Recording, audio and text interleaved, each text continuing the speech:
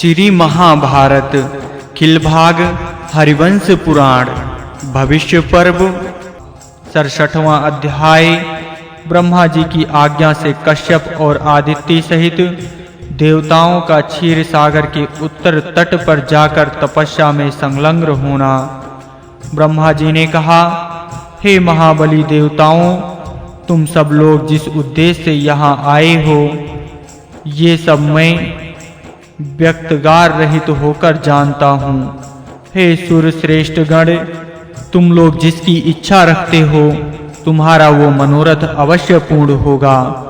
दानव राज बलि पर विजय पाने वाले जो परम पुरुष हैं, वह शीघ्र ही प्रकट होंगे। वह विश्व सृष्टा परमात्मा केवल असुर समुदायों को ही नहीं जीतेंगे, त्रिलोक के राज्य को भी जीत लेंगे।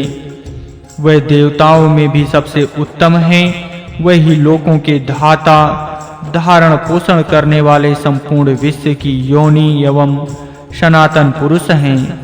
विद्वान पुरुष उन्हीं को सदा आदि देवता कहते हैं। मैं हिरण्यगर्भ उन्हीं का दर्शन करता हूँ। उन सर्वव्यापी परमात्मा देव ने ही असुर शिरोमणियों महात्मा बलि के स्वरूप को अजेय बनाया है।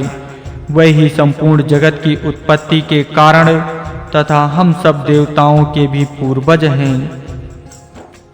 शत्रुओं को संताप देने वाले वह योग युक्त विश्व आत्मा अचिंत मन और बुद्धि के आविश हैं।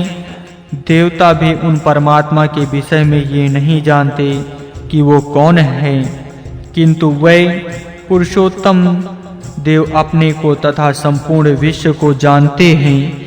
उन्हीं की कृपा प्रसाद से मैं उनकी परागत उत्कृष्ट आश्रय का पता बता रहा हूँ। यहाँ योग का आश्रय लेकर वह दुष्कर तपस्या करते हैं। हे देवताओं, मनीषी पुरुष कहते हैं कि उत्तर दिशा में क्षीर सागर के उत्तर तट पर अमृत नामक उत्कृष्ट स्थान परम पद है। तुम लोग वहीं जाकर तपस्या पूर्वक कठोर व्रत का पालन करो। उस अमृत स्थान में पहुंचकर दुष्कर तपस्या में लग जाओ। हे सर्वदेवगण, वहां व्रत की समाप्ति होने पर उस व्रत के विसर्जन से पूर्व तुम्हें वर्षा काल के सजल जलधर की भांति स्त्री नग्न एवं गंभीर स्वर में उन अमोघ परमात्मा की सुस्पष्ट वाणी सुनाई देगी, जो उपयुक्त अक्षरों और पदों से युक्त स्नेहपूर्ण रमणीय अभयदायिनी मंगलकारिणी उत्तम संस्कारों से संपन्न वरदायक और ब्रह्मवादिनी होगी। उन शुद्ध अंतःकरण वाले सर्व देवा आदि देव भगवान की कही हुई वो दिव्य सत्यवाणी संपूर्ण कल्माशों का नाश करने वाली होगी। वे कहेंगे, मेरे पास खड़े हुए हे सूर्य श्रेष्ठ गण, तुम्हारा स्वागत है। मैं वर देने के लिए खड़ा हूँ। बोलो, किसको कौन सा वर दूँ? उस समय कश्यप, आदित्य और तुम सब लोग उनसे वर ग्रहण करना। कश्यप और आदित्य उन योग आत्मा श्री हरि के चरणों में मस्तक झुकाकर प्रणाम करने के पश्चात निस्संदेह यही बात कहें कि आप ही मेरे पुत्र होकर प्रकट हों। परम भक्ति भाव से ऐसी बात कहने पर वे भगवान तथास्तु ऐसा ही होगा ये कहेंगे। सब देवता भी उनसे यही कहेंगे कि आप मेरे भाई हो जाएं। तब वे संपूर्ण लोकों के सृष्टा श्रीमान भगवान तथास्तु कहकर तुम्हारी प्रार्थना स्वीकार कर लेंगे। हे श्रेष्ठ देवताओं, इस प्रकार उनसे वर लेकर कृतज्ञ हो पुनः सब लोग अपने अपने स्थान को चले जाना।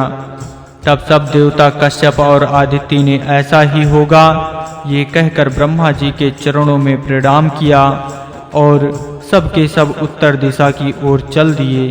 ब्रह्मवादी भगवान ब्रह्मा ने जैसा बताया था उसके अनुसार वह शीघ्र ही क्षीर सागर के उत्तर तट पर चले गए।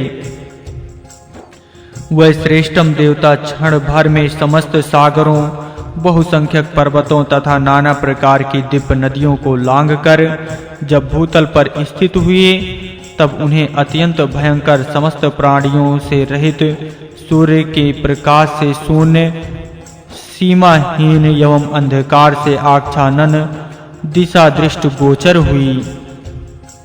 कश्यप के साथ अमृत स्थान में पहुंचकर समस्त देवताओं ने उन योग स्वरूप बुद्धिमान देवेश्वर सहस्त्रलोचनधारी नारायण देव की प्रसन्नता के उद्देश्य से 1 सहस्त्र वर्षों के लिए दिव्य कामद व्रत की दीक्षा ली।